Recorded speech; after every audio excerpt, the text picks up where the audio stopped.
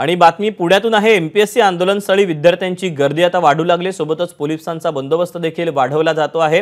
गेल्या 2 ते 3 दिवसांपासून हे सगळे विद्यार्थी आहेत ते एकत्र बसलेले आहेत। आयबीपीएस आणि एमपीएससीची परीक्षा जी आहे ती एकाच दिवशी आल्यामुळे आता या सगळ्या विद्यार्थ्यांनी आंदोलन पुकारलेलं आहे। एमपीएससी परीक्षेची तारीख बदलावी अशी प्रमुख मागणी या विद्यार्थ्यांची आहे। याबद्दलचे अपडेट जाणून घेऊयात। घटनास्थळावरून शिवानी पांढरे आपल्या सोबत आहे। शिवानी, सध्या काय नेमकी आंदोलनाची परिस्थिती आहे?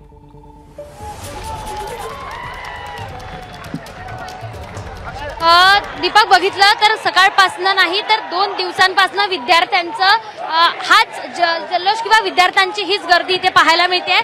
2 तासांपूर्वी इथे गर्दी कमी प्रमाणात होती, मात्र आता 10 वाजताची बैठक होती निवडणूक आयोग या सगळ्या लोकसेवा आयोगाची। त्या बैठकीच्या काही वेळापूर्वी इथे गर्दी वाढू लागली आहे। पोलिसांनी बंदोबस्त देखील वाढवला आहे। शेकडो विद्यार्थी या ठिकाणी जमा झाले आहेत। 2 मागण्यांसाठी यांचं आंदोलन आहे। इथे 2 मागण्या ज्या आहेत त्या म्हणजे 286 ज्या जागा आहेत कृषी विभागाच्या त्या जागा एमपीएससी समाविष्ट करण्यात याव्या आणि त्यासोबतच 25 तारखेला होणारी जी परीक्षा आहे ती पुढे ढकलावी। या 2 मागण्यांसाठी हे सगळे विद्यार्थी पुण्यातल्या अहिल्या वाचनालयाच्या बाहेर आपल्याला बघायला मिळत आहेत। रस्त्याच्या दुतर्फा विद्यार्थ्यांची गर्दी आता वाढायला सुरुवात झाली आहे, त्यामुळे पोलिसांवर देखील ताण आलाय। पोलिसांनी देखील बंदोबस्त वाढवला आहे। थोड्याच वेळात याबाबतचा निर्णय येईल। बैठकीला सुरुवात झाली आहे। निर्णय आल्यावर निर्णय नेमका काय येतोय याकडे आता या सगळ्या विद्यार्थ्यांचं लक्ष लागलं आहे। अर्थातच शरद पवारांनी याला पाठिंबा दिला आहे। काही वेळापूर्वी आदित्य ठाकरे यांनी देखील ट्विट करून या सगळ्या विद्यार्थ्यांच्या मागण्या मान्य का होत नाहीये असा प्रश्न विचारला आहे। याच विद्यार्थ्यांच्या मागण्या आता मान्य झाल्या नाही तर दिवसभर हे आंदोलन एक वेगळं वळण घेणार का हे पाहणं आता महत्त्वाचं असणार आहे। मात्र गर्दी विद्यार्थ्यांची वाढायला सुरुवात झाली आहे आणि याचा ताण पोलिसांवर येतोय आणि पोलिसांनी देखील बंदोबस्त वाढवायला सुरुवात केली आहे। दीपक, शिवानी, धन्यवाद दिलेल्या सविस्तर माहितीबद्दल। आंदोलनाचे अपडेट जाणून घेतच राहू।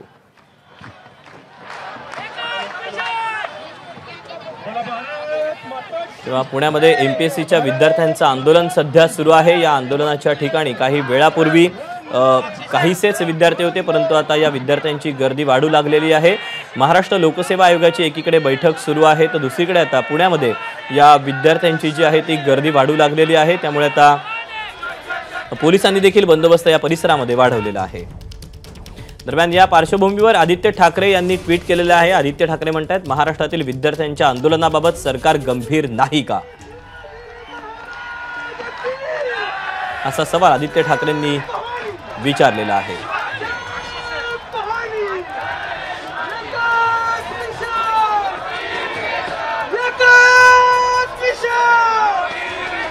महाराष्ट्रात सुरू असलेल्या विद्यार्थ्यांच्या आंदोलनाबाबत सरकार गंभीर का नाहीये?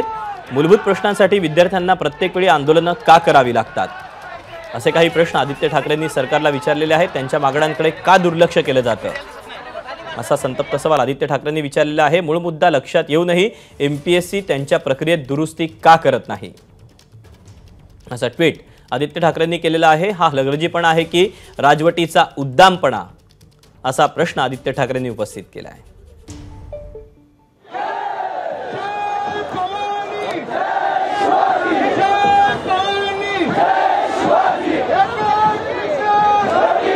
पुण्यातली आपण एमपीएससीच्या विद्यार्थ्यांची ही आंदोलनाची दृश्य पाहत आहोत। विद्यार्थ्यांची गर्दी या परिसरामध्ये वाढू लागते आहे। आपल्यासोबत रोहित पवार आहेत, राष्ट्रवादी शरद पवार गटाचे आमदार। रोहितजी, खरं तर काल रात्रीपासून ते आजपर्यंत तुम्ही या विद्यार्थ्यांसोबत ठिय्या मांडलेला होता। आता या विद्यार्थ्यांची गर्दी वाढू लागलेली आहे, दुसरीकडे आयोगाची बैठक देखील पार पडते। आता या क्षणी आपली भूमिका काय? 20-25 हजार विद्यार्थी इथं आहेत आणि हा आकडा वाढत जाणार आहे। आता माझ्या भूमिकेचं काहीच नाही, कारण मी पाठिंबा दिलाय। भूमिका कोणाची महत्वाची तर विद्यार्थ्यांची महत्वाची, कारण हे आंदोलन विद्यार्थ्यांचं आहे आणि त्यांच्या मागण्या रास्त असल्यामुळे आम्ही त्यांना पाठिंबा दिलेला आहे। त्यासाठी आम्ही सुद्धा या बाबतीतला पाठपुरावा आधी केला होता, पण सरकारकडनं या बाबतीत दुर्लक्ष झालं, आयोगाकडनं दुर्लक्ष झालं। त्यामुळे आता मला असं वाटतं आयोग पण आणि सरकार पण आता कुठेही न थांबता ज्या विद्यार्थ्यांच्या रास्त मागण्या आहेत तर त्या मान्य कराव्या, परीक्षा पुढे ढकलावी। कारण कर्नाटकामध्ये जर बघितलं मुख्यमंत्री स्वतः निर्णय घेतला की हो आम्ही परीक्षा पुढे ढकलतोय, केरळात तेच झालं। मग आपल्या मुख्यमंत्री साहेबांना निर्णय का घेता येत नाही. त्यामुळे कुठेतरी या विद्यार्थ्यांच्या बाजूने लवकर आता निर्णय घेण्याची जरूरत आहे. मात्र रोहितजी, पाहायचं झालं तर बरेचसे असे मूलभूत प्रश्न आहेत विद्यार्थ्यांचे की त्यावेळेला विद्यार्थ्यांना दरवेळेला रस्त्यावर उतरावं लागतं. आपण देखील एक युवा आमदार आहात, तर त्यामुळे आपण नेमकी काय भूमिका मांडाल की विद्यार्थ्यांना सतत रस्त्यावर का उतरावं लागतंय? एकतर याच्यामध्ये पारदर्शकता नाही अजिबात. आता तुम्ही जर बघितलं तर एमपीएससीचं बजेट 12-13 कोटीच्या आसपास आहे आणि आपण जे प्रायव्हेट कंपनीकडनं भरती करतो जसं TCS यांना आपण वर्षाला 1500 कोटी देतो. मग आपण जर एमपीएससीला जर स्ट्रॉंग केलं, त्याचं जे काही इन्फ्रास्ट्रक्चर असेल, त्याला लागणारं मनुष्यबळ याच्यामध्ये वाढ आणि नीट नियोजन केलं तर अशा अडचणी कधीच येणार नाही. आणि हा जो काही ही जी काही अडचण आलेली आहे तो नियोजनाचा अभाव आहे आणि सरकारचा दुर्लक्षपणाचा अभाव आहे. त्यामुळे हे दुर्लक्ष केल्यामुळे आणि आयोगाने नियोजन नीट न केल्यामुळे ही मोठ्या प्रमाणात अडचण आलेली आहे आणि सातत्याने येत आहे गेल्या काही वर्षांमध्ये. ती सोडवायची असेल तर पारदर्शक पद्धतीने आपल्याला भरती करावी लागेल आणि त्याच्याच बरोबर एमपीएससीवर मुलांचा विश्वास आहे. पण जोपर्यंत तुम्ही एमपीएससीला ताकद देत नाही, आर्थिक असेल नाहीतर इतरही जी काही इन्फ्रास्ट्रक्चर आणि याची, तोपर्यंत हा बदल होणार नाही. पण आता ते जे काय आहे ते लॉंग टर्म आहे. मी 800 किलोमीटर जेव्हा चाललो होतो तेव्हा हेच मुद्दे घेऊन चाललो होतो, त्याच्याबरोबर इतरही मुद्दे होते. पण येत्या काळामध्ये नक्कीच याच्यामध्ये सरकार जे महाविकास आघाडी असेल जे येईल अशी आमची सगळ्यांची अपेक्षा आहेत, त्याच्यातून ह्या मुलांकडनं जे काही मुद्दे आमच्यापर्यंत आलेत ते नक्कीच आम्ही सर्वजण मिळून मार्गी लावणार आहोत. पण ते दीर्घकालीन विषय आहे. आता तरी यांच्या मागण्या ज्या आहेत त्या पूर्ण होणं आजच्या आज फार महत्वाचं आहे. रोहितजी, खरं तर काल रात्रीपासून ते अगदी आत्तापर्यंत तुम्ही विद्यार्थ्यांच्या सोबत आहात. आज सकाळच्या दरम्यान तुम्ही ट्विट देखील केलेलं होतं की सरकारमधील मंत्री अधिकारी यांचा अंघोळ चहा नाश्ता झाला असेलच, त्याने तातडीने विद्यार्थ्यांच्या मागण्या मान्य कराव्यात, अन्यथा 2 दिवसांपासून रस्त्यावर असलेल्या विद्यार्थ्यांचे आंदोलन अधिक तीव्र होईल. मग सरकारच्या हातातला घास तोंडात घालणं देखील कठीण जाईल. त्यामुळे एक प्रकारे तुम्ही सरकारला इशाराच देताय.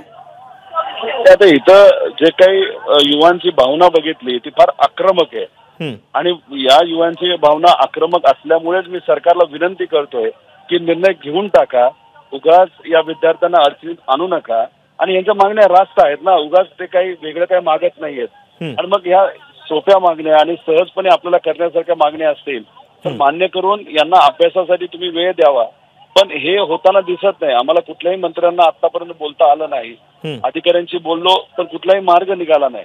आता 2 दिवसापूर्वी आपण जर बघितलं तर एक निर्णय रात्री 1:30 वाजता आयोगाने घेतला. त्यात सांगण्यात आलं होतं की आम्ही तिथं जे काही उपस्थिती असते सगळ्या सदस्यांची ती पूर्ण नव्हती म्हणून आम्ही ऑनलाईन बैठक घेतली.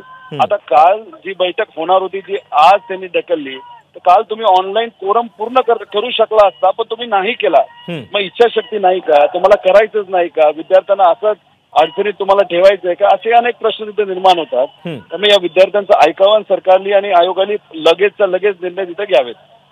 स्वाभाविकच असतात. सरकारकडनं आणि आयोगाकडून काय नेमकी याची दखल घेतली जाते पाहणं महत्त्वाचं असेल. तुर्तास धन्यवाद. एबीपी माझाला सविस्तर प्रतिक्रिया दिलीत याबद्दल.